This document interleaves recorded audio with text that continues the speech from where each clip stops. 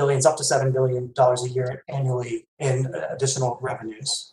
Great. Thank you. Thank you so much for your indulgence, Mr. Chairman. Thank you. I now recognize my dear friend from Louisiana, Representative Graves. All right, thank you, Mr. Chairman.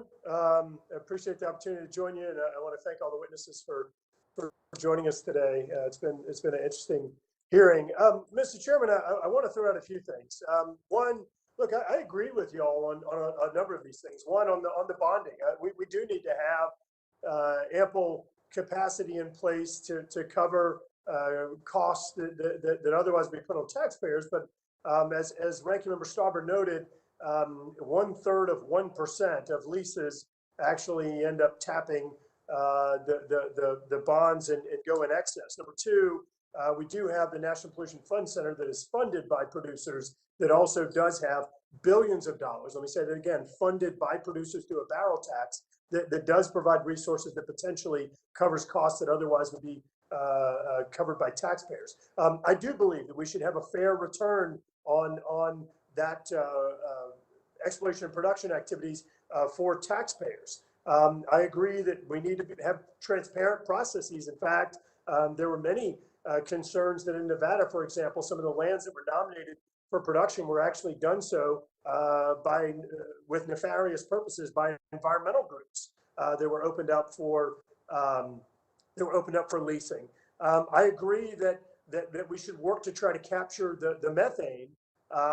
And whenever President Trump, during the previous administration, withdrew the methane rule from the Obama administration, I actually expressed concern, not because I thought that there was going to suddenly be this glut of methane that was released, but rather because there were two other existing regulatory authorities that covered methane regulation, and I thought that the administration should do a better job actually zippering those together instead of just withdrawing one of the redundant regulations, because I do think that methane capture is important. And I also think on the non-competitive leases that we should be looking there to figure out, once again, how we get taxpayer value. But I'd also be really curious at what percentage of those leases actually go non-competitive, and then which of those are produced. And if they're not produced, then I'm not really sure I understand the concern, because that would be someone paying us for not doing anything, which, I mean, I don't know. I'll take that personally. So let's go through a few of these.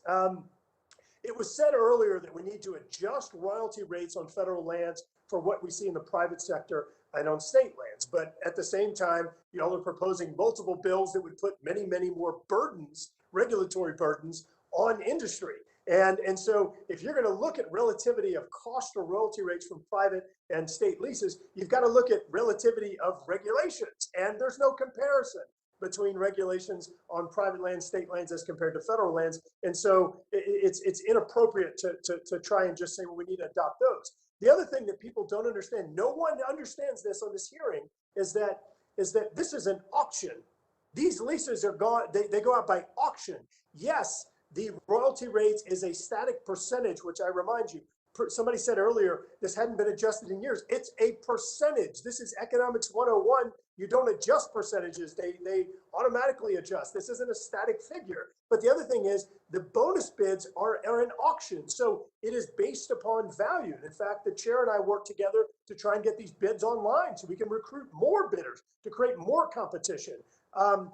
So there are better ways of doing this, and we're operating on a false set of facts here. In regard to flaring, I heard one of the other members say that for flaring, we could power X homes and save this much money. I want to remind you why in many cases we're not doing that. It's because you have opposed the infrastructure to be built, including in Colorado, where it is illegal or against city ordinances to have natural gas connections to homes. So careful what you say if we're going to be making decisions based upon facts here. I think it's really dangerous what some of the things that people are saying. Look, I just want to quickly turn to Mr. Murphy.